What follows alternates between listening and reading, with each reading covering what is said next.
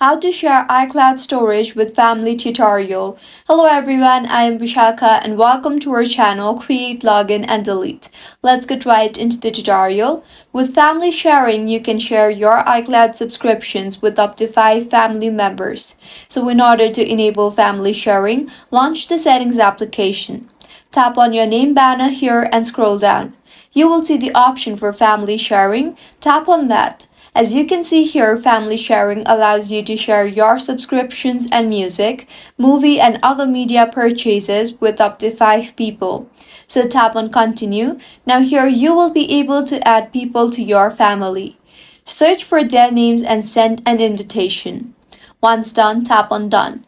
Now you can see the family sharing is all set. You can tap on any of these options here and easily get access to the features like subscription, purchase sharing, and location sharing. If you find this tutorial helpful, do subscribe to our channel.